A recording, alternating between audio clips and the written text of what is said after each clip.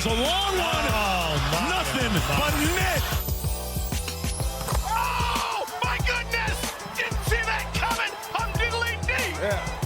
Hello, everyone. Welcome to another episode of All Nat. I am your host, Natalie, but most people call me Nat. And today I'm super excited for the guest that I have on today. I'm going to start with ladies first. And I have Bre Singleton with me, who is a writer and also a broadcaster. You'll hear her featured on some Atlanta radio stations. She created a nonprofit. So I'd like for you to speak about that and tell us what that's all about. She's a fan-sided fellow. Yes. She's just doing big things. She also hoops. And one of her articles that I think is great and was also noted by The Athletic as one of their top articles of the year. She's the hoop. And so, you were a point guard, right? I was super short. Thank you for having me. So she brings vast knowledge to the show. I'm so excited to have her on. I don't like to use the words up and coming, but she's up and coming, and you should definitely, if you're not already following her, follow her, check out her work. She's so intelligent, and I love, as you all know, to see Black women doing their thing. So Bre, thank you and welcome to the show. Absolutely. Thank you so much. Oh, wow. What an honor. That was an awesome introduction. Like, I feel so honored. That's awesome. But thank you for having me.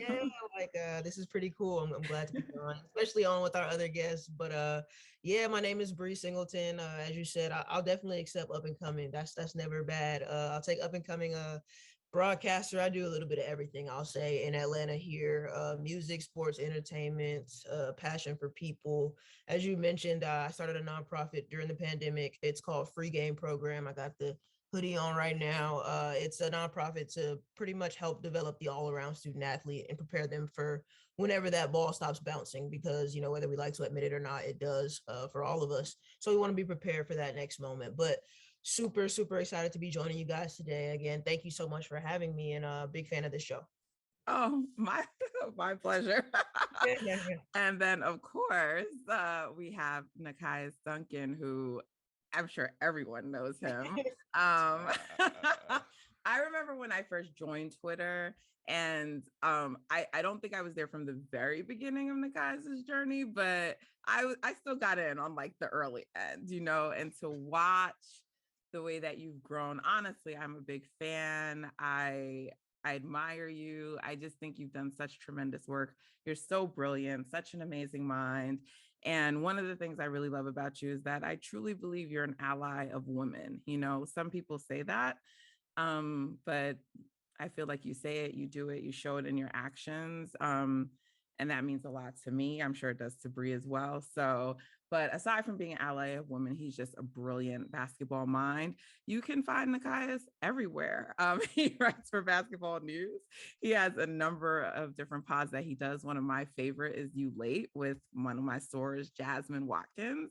So he's super popular. You'll find him, featured on really prominent shows and podcasts, and he's a star already and continuing to be a star. So Nekias, thank you and welcome to the show. I'm going to echo Bre. Thank you for the introduction. Wow. Like, I need you to narrate my life at this point. This is a tremendous. Hey, follow me everywhere and do that, please. That's what I'm saying. Like, man, thank you. I'm a fan of my people. I respect, like, you need to have like a morning app or something, like affirmations on deck. Like, we tap into the bag. That just build you up so crazy. Yeah, I was like, man, I'm ready to like, I am. That's me. Like,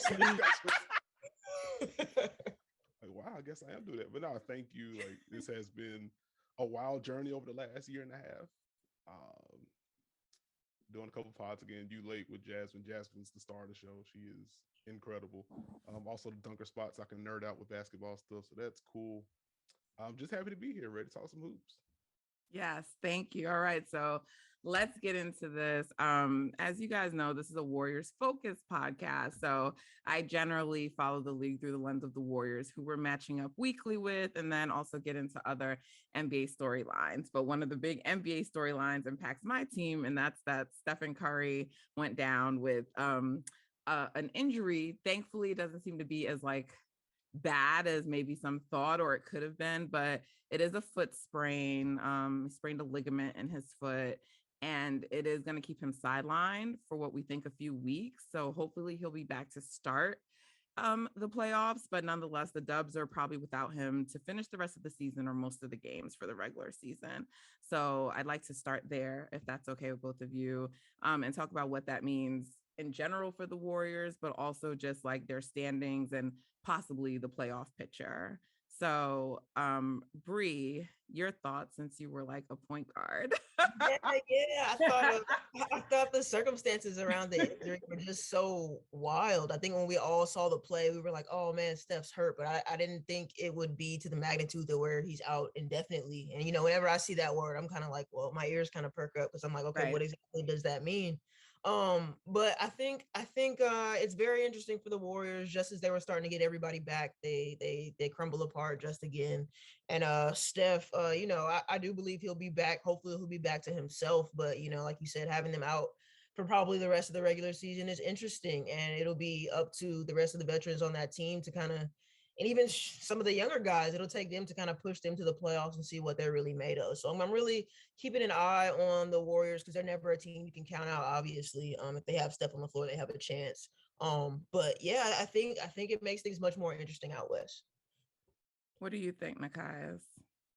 I think it's one unfortunate, and as a neutral viewer, it was kind of weird to see the discourse around the actual injury. And just like Marcus Smart diving for a loose ball should not surprise people. That's what he does.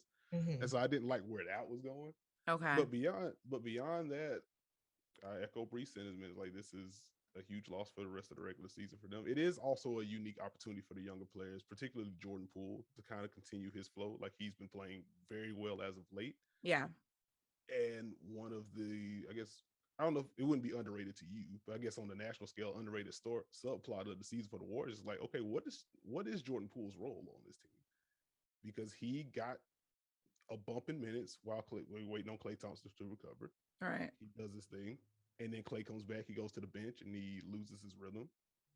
And then you start him with Klay and you got some things going there. The Milwaukee game was incredible for the Warriors. And now Steph is out. So it's like, okay, now you probably have to be the primary at this point. So just seeing like how he's able to adjust to these different roles, if he can find a flow, what this means for Klay offensively. So I think this is going to be, you don't want Steph out, but this is an important stretch for the Warriors to see, okay, what role guys really work here. Yeah, with Jordan and Klay and that whole dynamic, I think that's going to be a question the Warriors are going to have to address this offseason. Nothing confirmed, so like I can't say that it is, but there were rumors, that there were issues between like Klay, possibly like the team maybe wanting him to come off the bench, and he was like not for that. And I think that wasn't really about Jordan as much as that's the way the Warriors handle things with injuries. As you saw, Bre came off the bench. Steph has come off the bench before with injuries. So I think that's how they like to do things. So I can imagine a player not wanting to do that, but I don't know Klay. I've never interviewed him, but I have to imagine, seeing the way that Poole is playing, that he's probably more uncomfortable with the idea of coming off the bench because there's someone waiting there who possibly could, I saw someone tweet out yesterday that Jordan Poole's our third best player. And I think at least right now, there's a case for that, right? To be made that he is. Doesn't mean that like, I think we need to give Klay another season, like next year, before we really evaluate who Klay Thompson is as a player. But I think Jordan has made a very strong case that he's their third best player. And arguably could maybe even move up to second best, though the role that Draymond plays is so unique on our team. That's a little hard.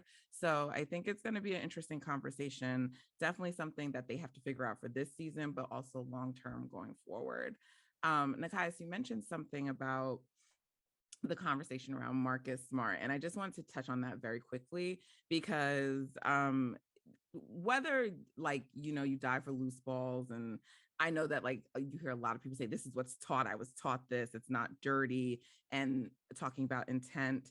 Do you think like it's a dangerous kind of play to do that? And like, because there were conversations around whether people should be able to do that. Maybe it should be outruled, that you should get like a a tech or a flagrant for it. Do you think that's the case, or do you think like it should just be a part of the game and it is what it is? I think it should be part of the game. Like loose balls and like I'm sure you've seen the conversation around like the charge call, if that should be a thing. Like I get the frustration about it, and obviously when guys get hurt, that just kind of adds fuel to the fire with the conversation. But like it's basketball. Like I don't think you can outlaw everything physical. And it's weird because people talk about the lack of physicality in today's game anyway. So it's like you can't complain about defenses can't do anything. They can't touch these guys. MJ right now could average 60 or whatever you want to call it.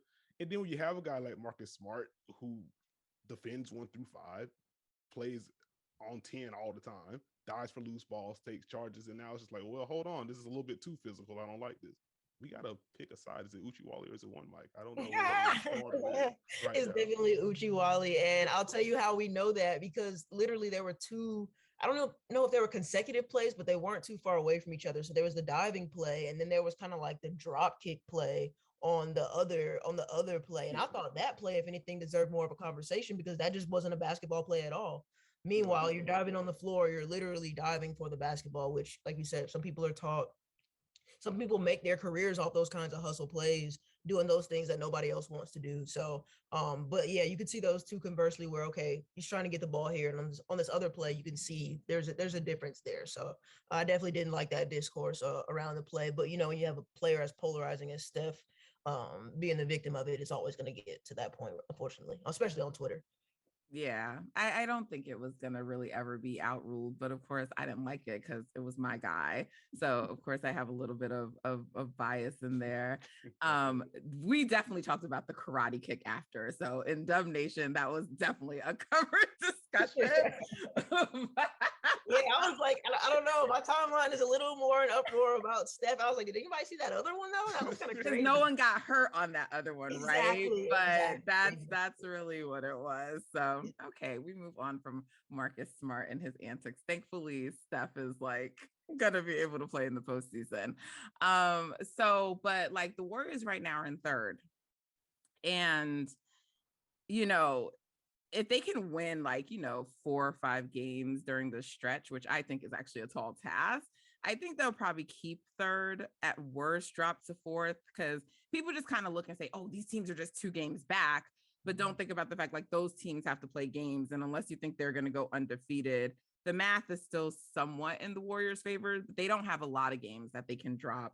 And so, well, there's a 2-part question. Like, where do you guys think the Warriors will end up finishing in the standings in light of their situation? And then if they do drop, like how far can they drop before you think it's an issue for like title aspirations? So this time I'll start with Nekias and then I'll go to Bre. Just looking at the standings as of the recording right now, they are 2 games up on Utah. Mm-hmm.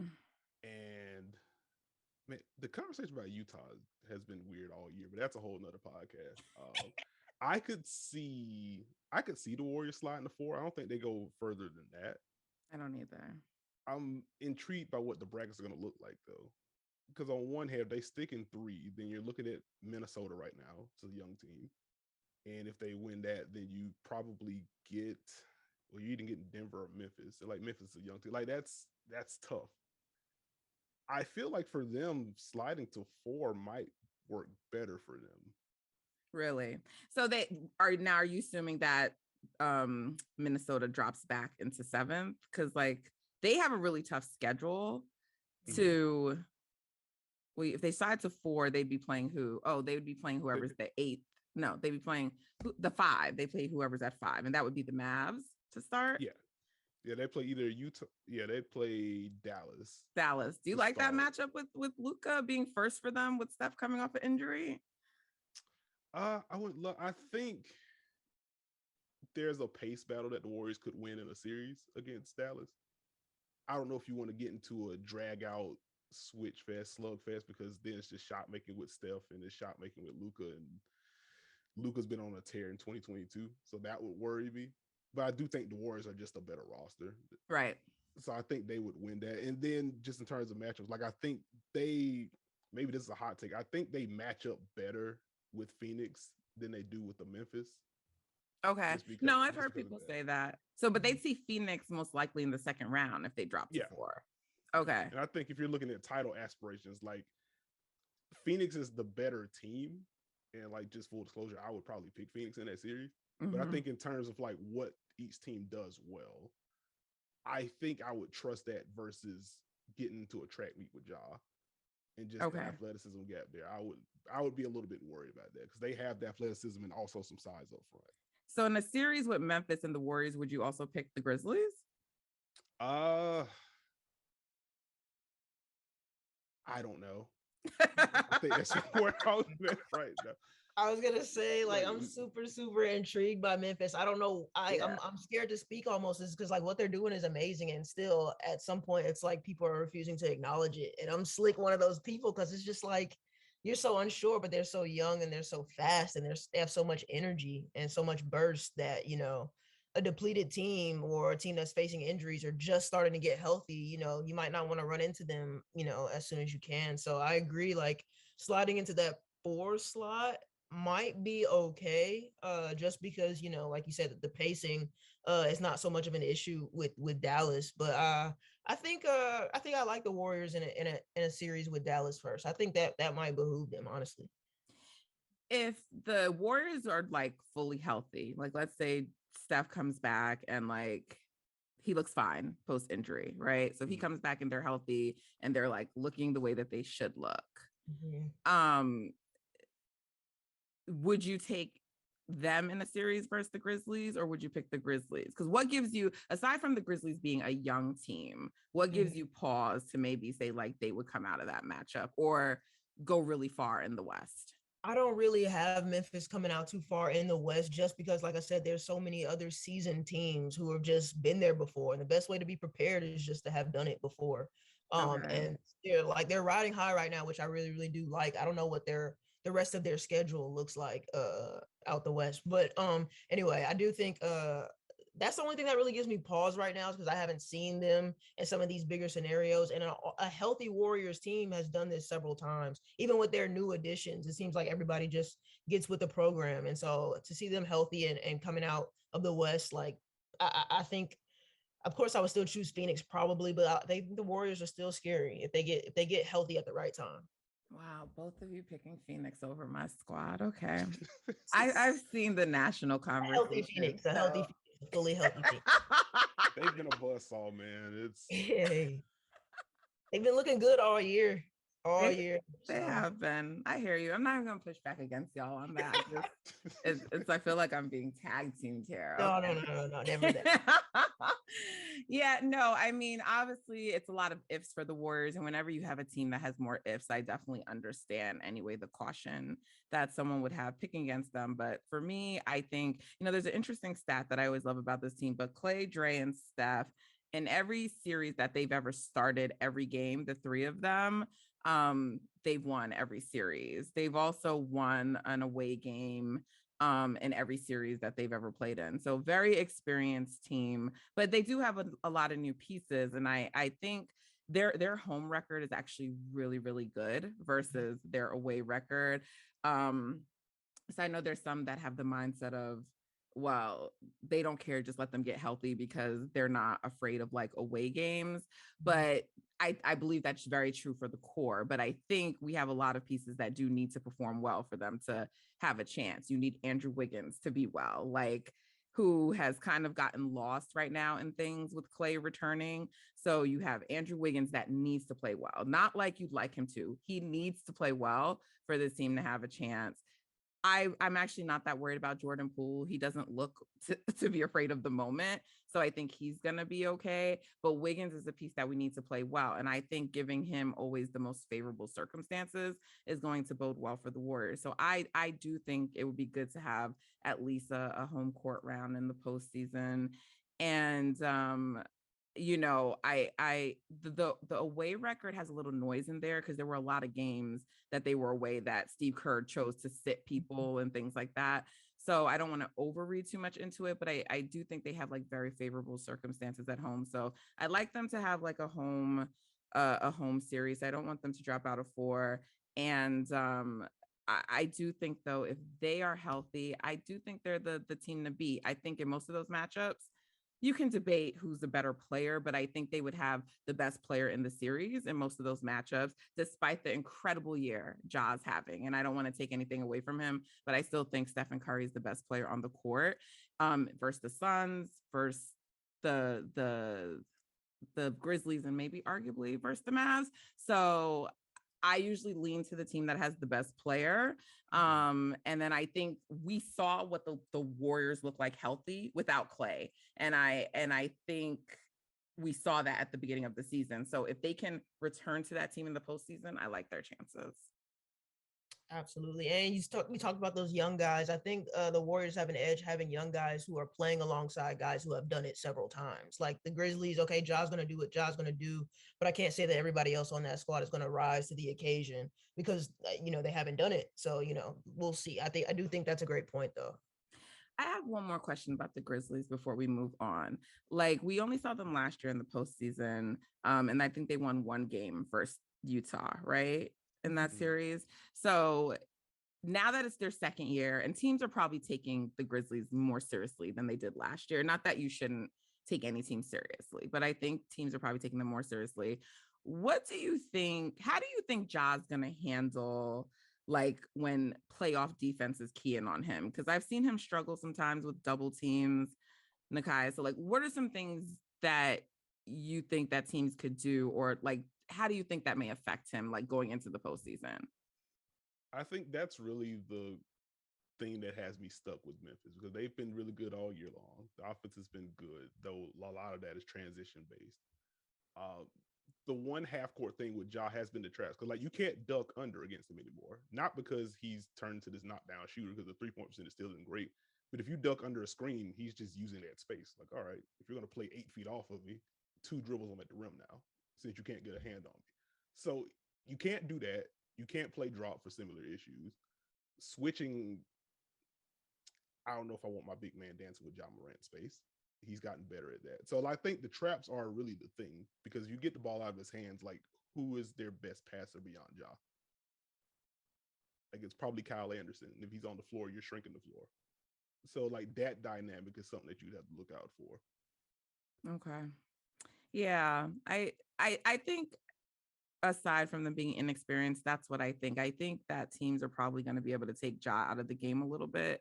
And I just don't know how he's going to respond to that. He might respond well, but seeing it for the first time, I remember when the Warriors played Portland, not even just the Warriors, when Portland played, it was New Orleans in that series. And that's what they did to Dame. And like, he was just like, I'm not used to seeing defenses like this. And they got swept in that series. So I think it'll be interesting to see. I think the Grizzlies are a better team than those Pelicans teams. I mean, those Blazers teams were, but I think it'll be interesting to see. All right.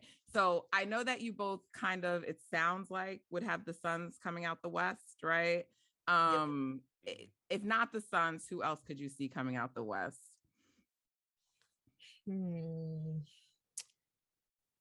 If not the Suns, I'm intrigued by a healthier Denver. I know that's later on our docket, but if they can get healthy at the right time, that's interesting as well. But if it's not the Suns, I do like Golden State, especially if they're anywhere near healthy. Like I said, their health and the younger guys, especially if they get Andrew Wiggins into the flow of things better here.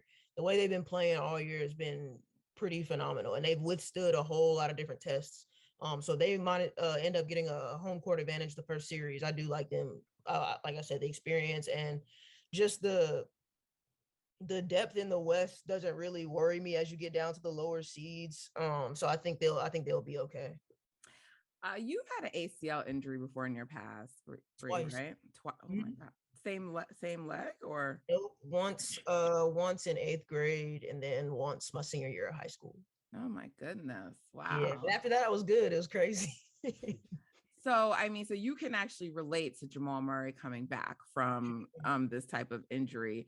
Like, I think the reason I'm always a little hesitant when people talk about Jamal coming back or even MPJ, back injuries are a little like unpredictable, but ACL, generally speaking, you don't always see the performance of the player kind of return right away to what they once were.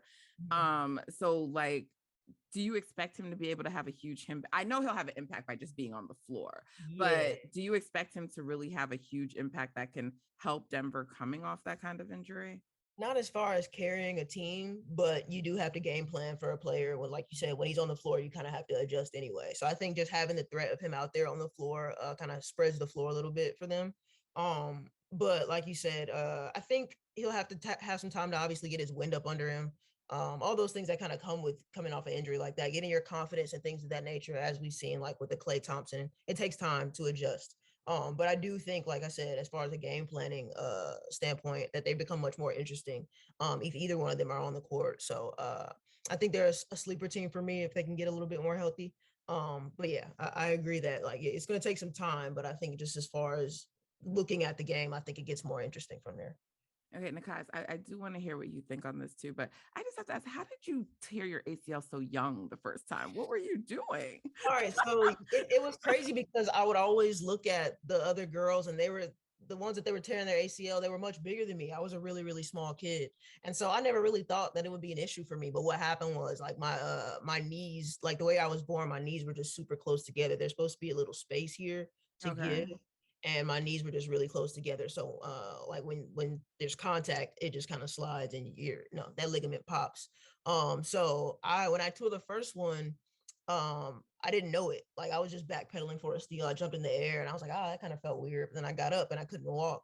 But the second time I knew for sure. And so it's the doctor really told my parents, like after I tore the first one, there was a good chance that I would tear the second. So it's just kind of sometimes how your body is set up. Sometimes women face a lot of ACL injuries because of the way our hips come in when we land and things like that. So it's kind of tricky, but thankfully science has improved so much to where both of those injuries were 6 month injuries for me. And I was back pretty quickly. Whereas, if it happens, years before, like a Cheryl Miller, it ends a career, so technology has definitely advanced so much to where ACL is not as scary as it used to be. Yeah, definitely. Well, I'm glad that you recovered and that even though you didn't go like, professional level with sports, I'm glad that you were able to continue. Yeah. Absolutely. So Nekias, what do you think about the Nuggets? Because I hear a lot of people talking about how dangerous they can be if they get their guys back. And I'm just not moved because it's more so I just have a hard time embracing like people missing most of the season, coming back from injuries and becoming like a real threat, which we're going to talk about the East too, but that's sort of how I feel about the Nets too. But I'm curious, what do you think about Denver? I want to get there with like dark horse contender because Jamal Murray is really good, and the shot making that Michael Porter Jr. brings is a huge boost to that offense. So they lean on Jokic a lot. Yeah. A whole lot. Like they lean on him a lot anyway. But without those two guys, like everything's going through him with handoffs and post ups and stuff. And so having someone that could just say, all right, cool, I will just shoot over you because I'm 6'10 with whatever wingspan, or Jamal Murray just baking and pick and roll, like that would help. I don't think I'm just unsure that Jamal Murray's going to be back. And so that gives me pause. And then beyond that, MPJ coming off of this long layoff, you have to watch the back. And also him getting into game shape also means him getting back used to NBA speed and playing defense. And that's kind of been an issue with him. Like I'll be worried about throwing him into a playoff series where, all right, now you have to make a bunch of backline rotations. It's like, oh, this is already a weak point. And so that's just a lot to thrust him into. And if you're looking 2-7 right now, like, it's him against Memphis. So I would be a little bit concerned about him trying to meet Ja at the rim. That's a weak side. Gotcha. So I don't know. I don't know if I can get there. Okay. So outside of the Suns, who else would you give a chance to come out the West? I think the obvious was like Golden State. If they're healthy, like they can make the run beyond Phoenix. Memphis intrigues me. If we're going like dark horse. Actually, can I just talk about the 4 or 5 real quick? Like, yeah, absolutely. One, like Zach Lowe was the first person I heard bring up Dallas as like a dark horse, and I just didn't see it. I was like, I see Luka, but I just don't see more than like a second round ceiling with them. And then Dallas became an elite defense out of nowhere. Right. Like, okay, that's cool. And then they make the Kristaps trade, and I was like, I see what they're doing, but I don't know how Spencer's going to look. I don't know what Davis Bertans going to do. And Davis Bertans still hasn't really done much in Dallas, but Spencer Dinwiddie looks like the sub all-star version of himself again. It's like, okay, Right. so they have a good defense. They have an obvious superstar. They have a secondary guy in Dinwiddie. Jalen Brunson's been good all year, and they've been without Tim Hardaway Jr. for most of the year. And it's like, maybe they're a little bit better than I thought. Mm-hmm. And in Utah, people just don't respect Utah at all. And like, Never. I get it with the playoff woes and stuff. I don't either. But like, I'm not moved. Like, I feel you. But I'm just like, man, they've been the best offense in the league by a sizable margin this year. You always fight the good fight for Utah. I respect that. Like, Donovan Mitchell has been a really good playoff player throughout his career. Quiet as kept. If they make enough shots, they can get there. Like, I feel like they have some potential. I wouldn't choose that because I just don't trust the. But I'm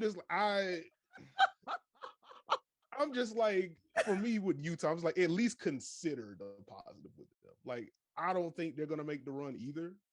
So like the conclusion's the same, but it's just like, oh, Utah don't care. And it's like, no, like they have, like Donovan Mitchell has averaged 30 in multiple playoff series.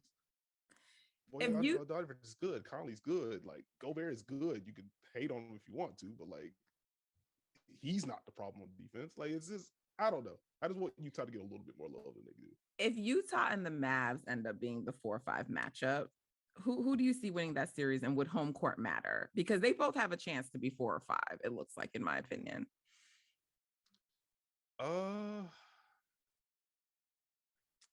I probably lean Dallas right now. I think that goes 7. Yeah. Mm-hmm. I was gonna say Dallas specifically right now, how they're playing since the Kristaps trade, like they've been trending upward. They look much better. So especially if they get home court, I think that goes 7. But I think whoever gets home court might take that. Yeah, I mean, I think they just had 2 losses, which weren't ideal, but they've definitely looked a lot better. And aside from like all the things Kidd has been doing, which it pains me to give Jason Kidd credit for anything, aside from like all that he's been doing, Luka is just playing better, right, than he was in the beginning of the season, which probably has more to do with his conditioning. So you have those 2 things going for Dallas. So I like Dallas in that matchup. But this is probably one of the times where like my lack of respect for Utah is not allowing me to give them a really fair assessment. But I think I would like Dallas in that matchup. I don't like Dallas in a matchup versus us. I mean, I think it'll be like an annoying series, but I still think the Warriors would win. And if they are really looking to get out and finally win, like Luka win his first series in the first round, I don't think that they would want the Warriors as a first round matchup if I'm looking from the Dallas Mavericks perspective, but I could be wrong. Those are my thoughts on that. All right, so let's move into like some of the games the Warriors have this week without Steph. So they're gonna be facing off against the Heat, and it's actually the second night of a back-to-back. So it's kind of hard to discuss that matchup because so far this season, Kerr rests Otto Porter and Klay Thompson on second nights of back-to-back. Well, I shouldn't even say that. Sometimes he splits it. So like Otto might play one game, Klay might play a game the next day. I just have no idea what he's going to do. I don't know if Gary, so it's very hard because they haven't announced it, and I don't think we'll know till that day. But if I'm looking from like a strategic standpoint, they play Orlando the night before. I think they need to put everything into beating Orlando because I just think right now you need to get wins. So I think you should play everyone on the first night. So I don't know what that Heat game is going to look like. But I mean, do you agree with that from a strategic purpose? Should they be trying to like just stack up the wins that they can get right now?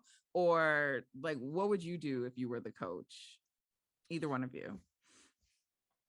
I would say I definitely follow your line of logic. Like, let's bank in the easy stuff. And Orlando has not had a good time as of late. Between Kyrie going off, Sadiq Bey just dropped it. It's just like, you know what? Like, let's just make this the Jordan Poole Invitational. Like, maybe this is the game he drops like 45 or something. Right. But like, I'm with you. And then facing the Heat, the next night, and the Heat are just gonna switch everything anyway, and you're without Steph. Like the Warriors can make enough shots to win that game still, because I'm not sure what Jimmy Butler's availability is gonna be like at this point. Okay. But yeah, I'm with you. Like Orlando's obviously the easier option. And so I think putting your efforts into that and then resting your guys and then seeing, hey, let's get the threes up. Let's see what we can do against Miami, a team that even though they switch a lot, they still give up a ton of threes. Okay. Like there's room for it to be elites to hit 4 threes off the bench in this game. Otto Porter shook loose a little bit. Jordan Poole baked an ISO. Like that kind of thing can happen. So can I ask a question about Belly? Because I know, and I'm asking Nekias a lot of questions because I know you like covered the Heat or have like in detail before. So I'm not trying to like single you out, Bre. but Belly didn't play much, or he didn't play really for the Heat, right? And then he kind of came to the Warriors, and at the beginning of the season looked like a revelation, and then. But now, like we want him gone. We don't want him to see minutes. He will right now with just like there's just too many bodies out, so he's going to. And you just brought him up as like someone who could do something. So, what are your thoughts on Belly as an addition to the Warriors? I do not think he will be in the playoff rotation, but what are your thoughts on him? And then, yeah, let's start there. Let's start with that question. like, I think that he is a nice example of how much like personnel and scheme fit matter. Not even scheme fit, but how much personnel matters. Because I think you look at what Bielitsa can do. Like he can shoot threes. He's a good passer from the big man spot. Both the Heat and the Warriors run like a bunch of like post split stuff. So like it's not like the Warriors are doing super different things, but the Warriors also have off the dribble guys like Steph, Clay to an extent, like Jordan Poole, that can draw 2 guys to the ball and then open up the short roll stuff that Bielitsa can do, or draw extra attention where he can just kind of spot up. In Miami, like they have a bunch of good players, but who draws 2 to the ball? Like Tyler Creole is probably their best shot creator. He doesn't draw 2. Jimmy Butler is one of the best players in the league. He doesn't draw 2 because of the jumper. Bam doesn't draw 2 consistently either. So when you get that kind of situation, it's a lot of Bielitsa either standing around, or if you are running the ball, running the offense through him with like some post splits or whatever, like where are the advantages being created? So I just didn't think it was a great fit. And then defensively, we don't have to spend too much time on what he does on defense.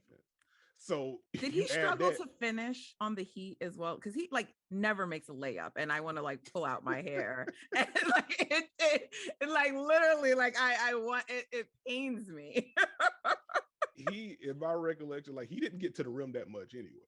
Okay. So, but that's kind of the thing. Like the Heat didn't have the personnel. They have good players, but they didn't have the personnel to unlock what he does offensively. And if he's not giving you plus value on offense, he's not going to do it on defense. So there was just no reason for him to have a major role. I see.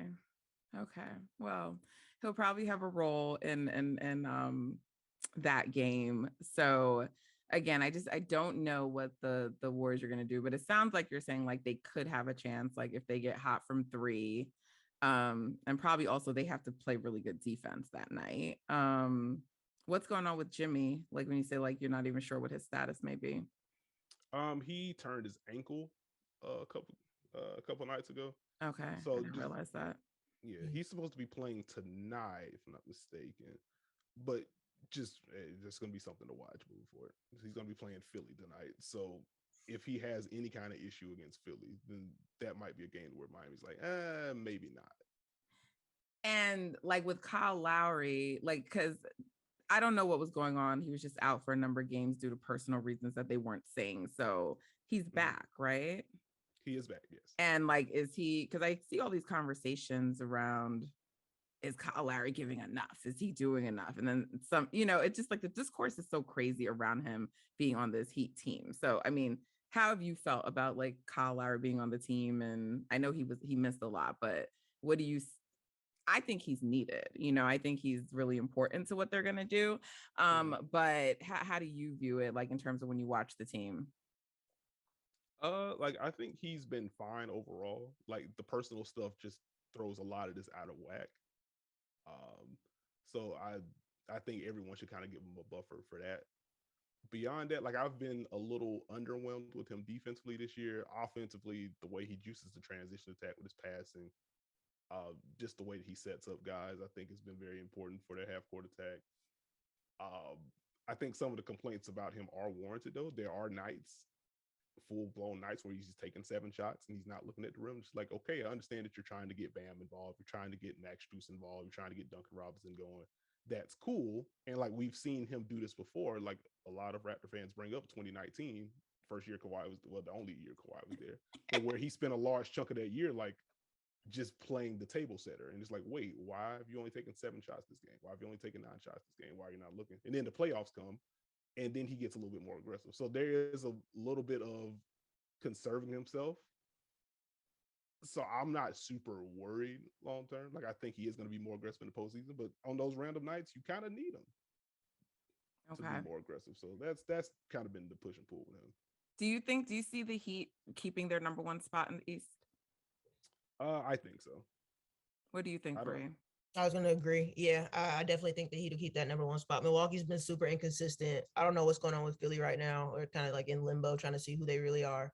But I definitely think the Heat, especially with Tyler Hero coming off the bench and doing what he's doing, being as productive as he has been, I think they look really, really good. Okay. Now, then the next question is, do you see them coming out the East?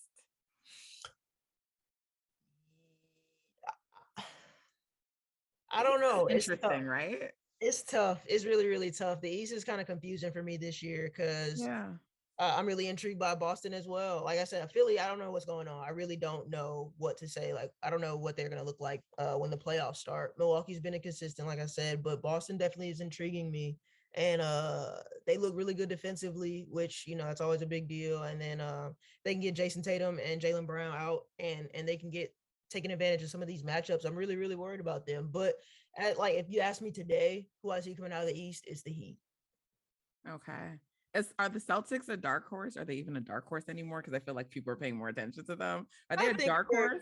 Yeah, they're a dark horse just simply because of their track record in the last few years. They've been disappointed when it comes to that time, but like right now they're surging and they look really, really good. They get into the flow at a great time. So I think they're definitely a dark horse in the East right now. Who do you see coming out the East, Nekias? Because I know you've been high on the Bucks, generally speaking. Are you still high on the Bucks? I am still high on the Bucks. Like, I think they're still the team that I would pinpoint, especially with Brook Lopez coming back and also having some games to get back in rhythm. Like, he needs to find himself from 3 again offensively. He just needs to find his role offensively. In the games that I've seen, like, it's been a lot of spotting up. Why is he so important to them? Because on one hand, you hear people say, like, okay, so because Brook Lopez is gone, that's why they're inconsistent. And then I also hear people say, like, Brook Lopez is missing, and that changes a lot for them. So why is he so important to them? He allows the Bucks to be scheme versatile because he is just the size that he has and what he means to their drop defense, which is still the base of what they want to do. Like, the big change last year is that they were more willing to switch and more willing to do different things. And that helped them in the postseason when they had to go to it. But like 55-60% of the time, they still want to play that drop style and have Brook at the rim. Their hallmark is they don't foul, they clean the glass. And without Brook, it forced them to play as aggressively as they have been all year, showing Brook Lopez above the level of the screen and stuff. And like that worked for the first month and a half, 2 months of the season.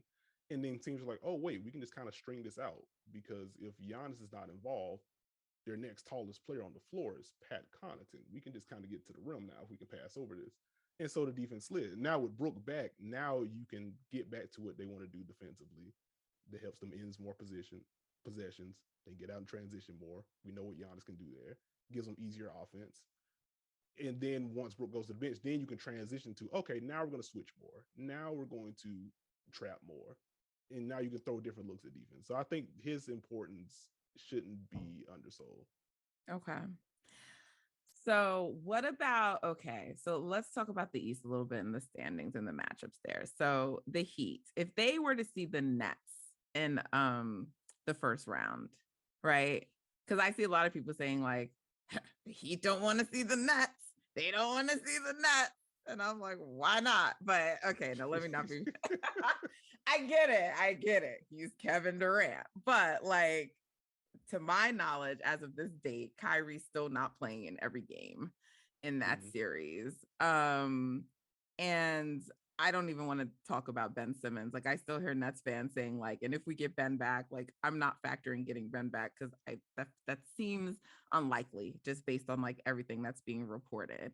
So I know that if the Nets would have Kyrie for 4 games actually in that scenario because he can only play away games. But can they win that series versus the Heat? Do you think? They absolutely could. I don't think they would be my pick. How likely, I should say.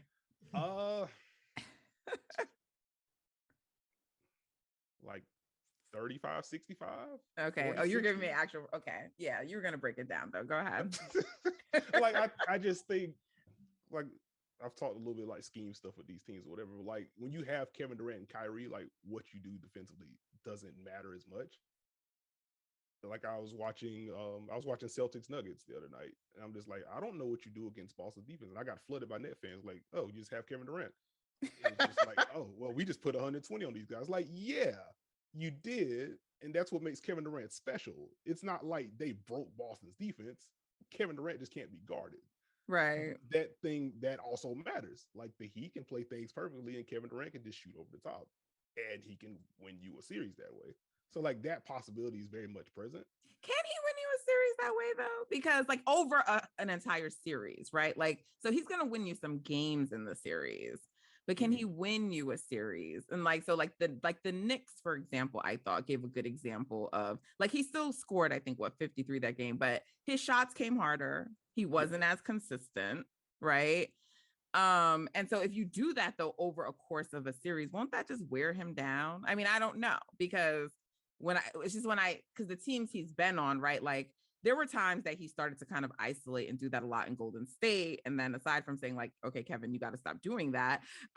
They didn't have to keep playing like that. Right. But the Nets, they kind of have to play like that. And so that's what kind of gives me pause to say like, it would be successful over a series. What do you think, Bre? I was gonna agree with you. I said it's the series, and then not having Kyrie for every game that matters. That definitely matters. You get asking Kevin Durant to go out and do that maybe 6-7 times. I mean, that's really really tough, especially on those away games. So I would agree. I think taking this Heat team through a whole series like that, I'm definitely picking the Heat over Brooklyn just because of the inconsistencies. You do have Kevin Durant, who I think can win you 3 games, but I don't know that this Heat team can't figure out how to slow him down over the course of a series. Yeah. Okay. I would personally pick the Heat in that series, but like if you're asking do they have a chance, like yeah. Well, yeah. How many games is it going that series? I'd probably say it goes 6. Okay. 6 or 7. 6 is fair. Mm-hmm. So the Heat are probably getting a game then in Brooklyn, you think? Yeah, I think so. Okay. That's with Kyrie playing. Hey, man, I think they could. I'm teasing. There's only so much you could do against Kevin Durant and Kyrie Irving, but like if there's a coach that can scheme up some stuff, like all right, let's jump this up. Like when Miami beat Brooklyn a week and a half ago, 2 weeks ago, they went like to this 2-3/box-and-1/zone against KD, and he still scored. That was his first game back, and he still scored over 30 or whatever. But a lot of tough looks, and the Heat were able to grind that out. And they were missing some guys too. So it's just like Spo's incredible. Like I was gonna say they have the coaching advantage there, definitely. Yeah. How would you grade Nash's job as a coach this year? He's had a lot to deal with, man. Like there's some things to quibble with, but like he's had to juggle a lot of outside noise. I guess we can phrase it like that. And he's had a lot of guys in and out of lineups with just injuries. So I'd give him like a B. Like I think he's been fine. Okay. With the personnel that he has, like he's made it work. What do you think, Bre? I don't know if I go a B, but I am a huge Hawks fan, so I'm gonna go C here.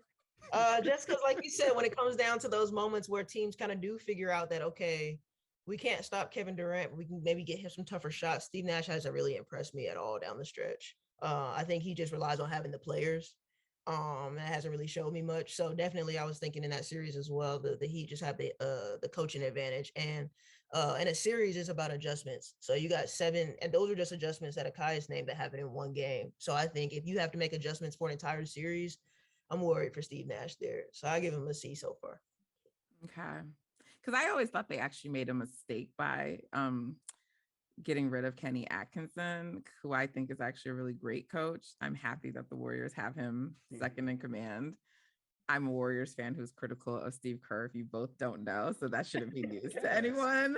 So yeah, so I thought it was like a mistake, and I agree with you. I'd probably have him somewhere maybe like a B- C. So I'm kind of with both of you and not at the same time, but I you know, I think Kenny Atkinson knows how to do a better job with like when he's missing talent, or maybe doesn't have like the same advantages, being able to like maximize other players. And I don't know that Nash knows how to do that yet. Maybe he will, but I don't think that he does. And so those were my thoughts on them. So let's talk about the Hawks. Let's move on to the Hawks, your squad, Bre. You don't have to really. Well, but let's start with the coach, because you were talking about coaches. So how would you grade your coach? It has been such a confusing season because last year we go through all we go through with Nate. The players really come through and seem like they want to play for him. Like, this is the guy that we wanted the whole time. We figured it out. And then we come this year and it's like, actually, just kidding. This isn't who we want at all. And I have my issues with his rotations and things like that. I'll probably give Nate a C- this year. It's been very, very confusing. Just if Trey's not playing hero ball, it seems like we can't figure out how to win anymore. Sometimes Trey comes out and he plays like he knows how to play, and then sometimes he plays like he has no idea what's going on. It seems like him and Nate are really out of touch. We can't figure out people's roles on the team, which has still been a problem from last season as well. So I'll definitely give him a C-. We just don't look. It's been a huge letdown of a year as far as what we thought was going to happen this year for sure. Do you think the Hawks overachieved last year? I mean, I don't think that they're a 10th place team, which is what they are right now. And I definitely feel like they're one of the teams that I kind of feel like were treated a little unfairly with the pandemic. Like, I thought that they should have had some games canceled. I didn't feel like there was a consistency in the games that the league chose to cancel versus the ones that they didn't. Like, I know what all the rules were, so I'm very aware of them, but I did feel like they were shafted a bit. So you guys had a lot of other things that played into, I think, your record. But that being said, they still aren't playing as well as they were playing at the second half of last season, and looking like the team that they were in the playoffs. So do you think that they overachieved, or like, what do you think is going on? I think it was kind of nuanced because there were some injuries in the East that we took advantage of. So I do think we overachieved, but I think we were built for that overachievement. So if Trey doesn't get hurt in that Milwaukee series, I don't know if we don't come out of the East. Like, I really don't. Yes, I really felt like we had the momentum in that series. I felt like we had figured Milwaukee out. After he got hurt, I think things went downhill from there. But as far as coming in this year, I feel like our all sense of direction was just lost. It seems like we had somewhat of an identity that we wanted to figure out at the end of the last year. It seems like, okay, we got these guys in. This is our core right now. We made some extra signings. Let's try to figure out who we are as a team. And then it doesn't translate to the court this year. We have no idea what our identity is. We're not going to play any good defense at all. We're not killing people on the boards. Like, we just have no idea where we want to start. So I don't know what happens this offseason, but with John Collins out right now and probably for the future, he got 2 separate injuries, I think. I really don't know what this season looks like. If we can stay in the play-in, cool. I don't see us winning 2 games though. Like, it's been tough. It's been really tough. That was going to be my next question, because I think they're going to be a play-in team. Because I mean, I think Knicks are the next team, and they're like maybe 4 or 5 games behind. But you don't think that they can win 2 games? So no, we had a really nasty loss to Charlotte the other night, and it was just disheartening because these are some of the playing teams that we're going to be playing, and to see us not be able to figure it out and just kind of fall apart toward the end like we do is discouraging. So I definitely do see us. I think we'll stay in the play-in for sure, but I don't see us winning 2 games. Okay, all right. So, what are your thoughts on the Hawks this year? And also, I want to know what you both think about those comments that Trey made at the beginning of the season. You know which ones I'm talking about, where he was kind Yeah. of like, you coming off like, you make it to the Eastern Conference Finals. I don't want to like misquote him, but just like this idea that like, they went there, and so now like guys are not as motivated, Yeah. was wild to me because I'm just like, wait, that was like the first time y'all were in the playoffs and you didn't Yeah. even make it to I the could go back and like take the words out of his mouth myself because that's all I hear now that people are talking about. Like, they look at our record and they say, "But didn't Trey say that you guys are kind of?" And I'm just like, "Yeah, we did." But that's what I'm saying. Like, it felt like we had a false identity. We were riding off like some false hope last year, and we kind of built ourselves up on the idea that okay, we're coming together at the right time. We have to do that over the course of an 82 game season, and what you do matters throughout that season. As we're about to see when we get in these playing games. So I think that was a lack of maturity on his part, which I do wish we had. We have veteran players on our team, but I don't know if we have one that speaks directly to a point guard like you need to speak to your franchise point guard. So I think that was immaturity on his part. We're still young. I don't know if our young guys are doing. I don't know if they're prepared to go through that 82 game season grind. I don't know if they're willing to watch the film that's necessary for them to make adjustments in a playoff series that'll help them win. I think we got, like I said, hot at the right time last year, but I don't know if we have the mental fortitude or the identity. I keep saying the word identity because we don't have one. We don't know who we are as a team, and it's going to be hard to the Grizzlies have that grit and that grind. They're going to talk to you. All these other younger teams are coming up with, and you kind of know who they are. You get a sense of who they want to be. And we just don't have that at all. And I put that on the coach a lot. Okay.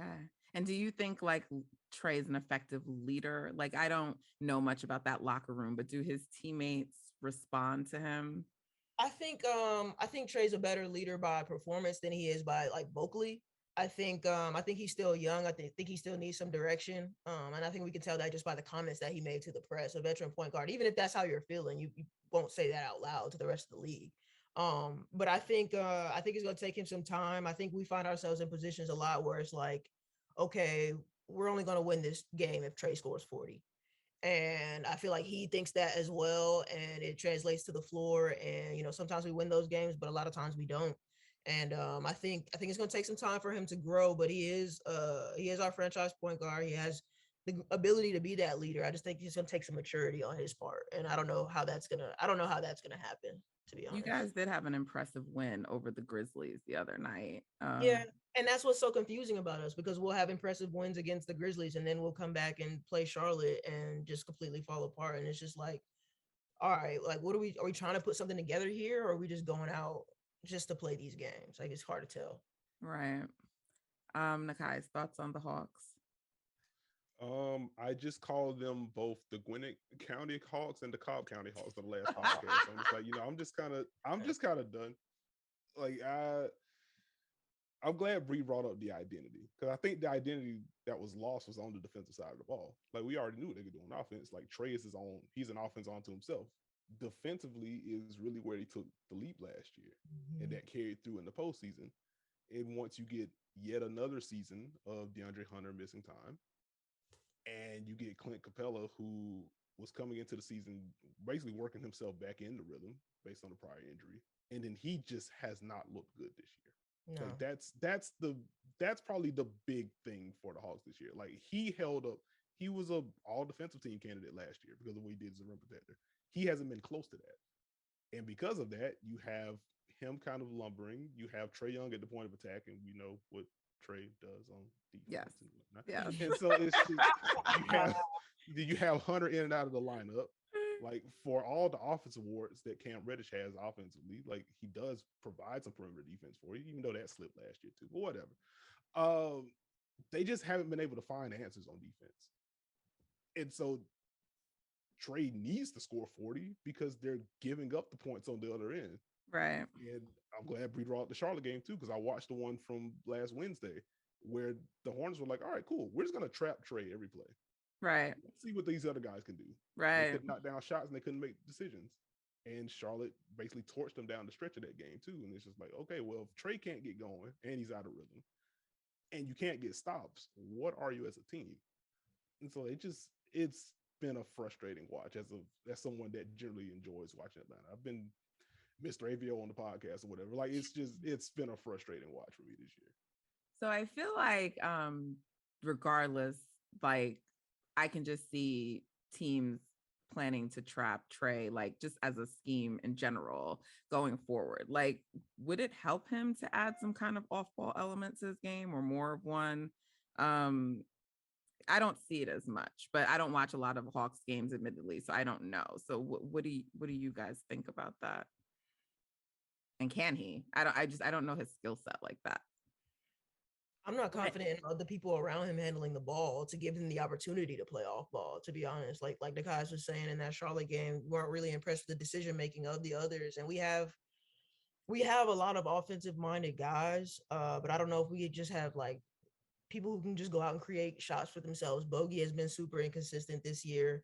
And I don't really trust his playmaking as far as when Trey's being trapped or, if he's swinging him the ball. I don't know. I don't trust his decision making that much. Okay. So yeah, I'm not really confident in I'm sure he could develop an off-ball part of his game if he saw it fit, but I don't know if I trust the others to enable him to do that. Okay, because I don't want this conversation to go in a direction that it could, because like these were similar talking points to Luka, right? Yeah. And he clearly trusts Spencer now, right? So that was the thing. But like Brunson was always there before, and they have like a dynamic now too. But I mean, last year when people said, well, who is he going to pass it to? Like, he doesn't have anybody. And I kind of always pushed back because I thought Brunson was someone, but whatever. Nonetheless, because I think there's this idea that like Trey has this much better team, right? And what you're telling me is like he has some offensive players and maybe some of them are better, but there's still a lot of things that they're lacking, which makes it hard on Trey. So like how do the Hawks solve for that? I think what's missing is the play of DeAndre Hunter. He hasn't looked how we thought he was going to look this year, and that's kind of as Nekias brought up. We mentioned we traded away Cam Reddish because they were kind of similar players, but Cam did bring that defensive presence to the ball. We were really, really banking on DeAndre bringing that as well. We had aspirations of him playing 1 through 4. That doesn't look like it's going to be able to happen. He doesn't look comfortable at the 4 at all, especially defensively. So I think for us to figure out how to become that team that we all thought we were going to be, I really don't know. I really don't know what it is for the Hawks. There's just so many things going wrong, but we have to buy in defensively. Like, we have to decide that we want to play defense. You can tell there's no effort some nights. We're just not even trying as hard as we should be. And we can't even, we can't put that on Trey as shot making because like Nekias said, we know what Trey does on defense. So that's just the rest of our 6'5" through 6'10" roster just not coming to play, not trying to crash the boards or anything like that. So I think it has to come with, do we want to do the things that we don't want to do? Like, we clearly don't want to defend. We clearly don't want to rebound. If one day they wake up and they want to do those things, we can have a different conversation. Okay. Anything to add to that, Nekias? Nah, she nailed it. Okay. There's just like, I generally hate the, defense's effort because there's so much that goes into defense, but like a lot of the Hawk stuff is effort based, and that falls on the head coach to a degree, but also like these are grown millionaires. Like, you gotta like box out, make rotations, like what you're supposed to do. Right. All right. So the Warriors are going to play the Hawks on Thursday. I have a little more hope for us in this game, although, Trey will still be the best player on the court. But because of their inconsistency, I think that gives the Warriors a chance in this game, even if it is without Steph. And I think for this whole stretch, they have to lean into defense, the Warriors. I mean, having Jordan Poole now as a second shot creator is a godsend to the Warriors, because I don't think people really realize I don't want to disrespect Klay, because people be like, you have Klay Thompson, without acknowledging like Klay's limitations, right? Like, Klay is not a guy we want putting the ball on the floor and creating for himself or others. And so Jordan Poole just adds such another dimension to this team. So I think they have a chance versus the Hawks, but I just don't know. So what do you expect to see in that matchup? And then we can wrap after this. You could take it. Oh yeah, sure. I think the Golden State definitely has a chance. Like, we've just been so inconsistent that there's really no telling what team will show up. And so I think if you guys come out and crash the boards hard, you guys defend like you can. I can't necessarily say I'm confident in our ability to stop people like Jordan Poole coming off the dribble. I would hope that we could, but yeah, I think Golden State definitely has a chance. I think the Hawks. I think for us to have a chance, we gotta first of all make shots. I think if Trey comes out and gets going early, we get him in some pick and rolls early. He gets others involved. I think we have a good shot. But we're gonna have to play some defense and hope Golden State doesn't make shots because you guys tend to do that a lot against us. So we'll see.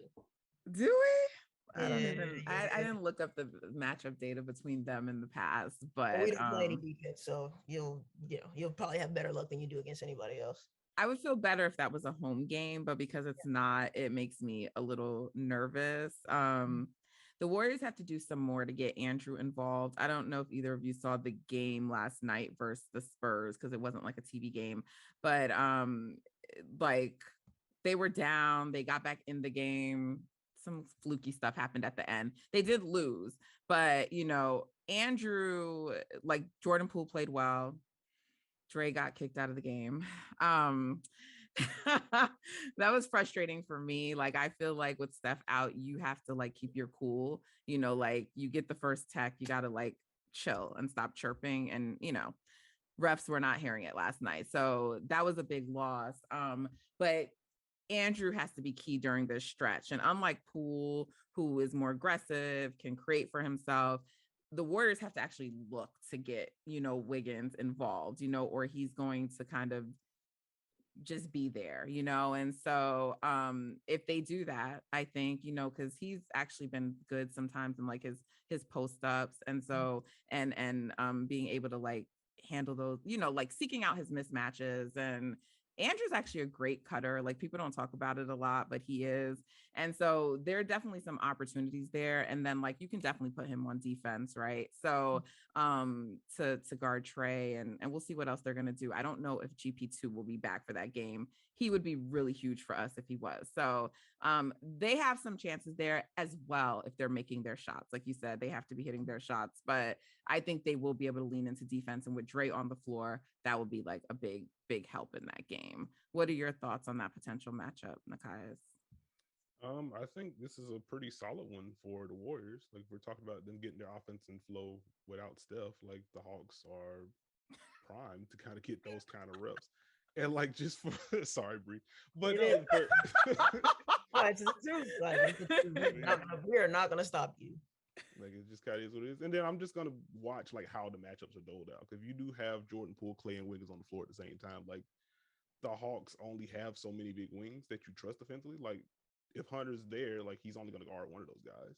Exactly. And then from there, like Kevin Huerter he's a sneaky solid defender. Like, but even then, depends on who you're putting him on. Like if he's chasing Clay around, that could get a little tricky.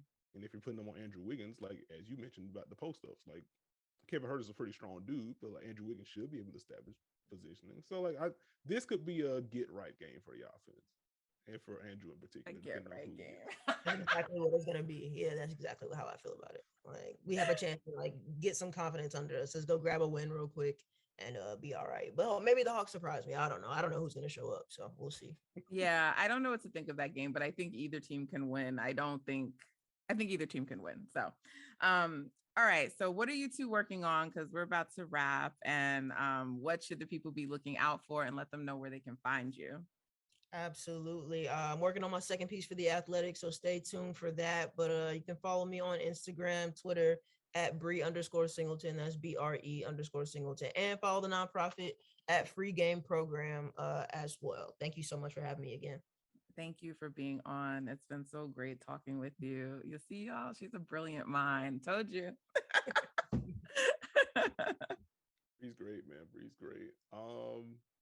Written word at basketballnews.com. You Late with Jasmine L. Watkins every Monday, Wednesday, and Friday. The Dunker Spot every Tuesday and Friday. We're going to have some pretty fun news coming out of the Dunker Spot soon, so keep an eye out for that. Other than that, thanks for having me. Oh, thank you for being on. Seriously, I really appreciate it. All right, guys. So you know what to do. Follow if you're not already following. Also, subscribe to All Nat. Follow All Nat. Leave me some ratings. 5 stars, please. You do.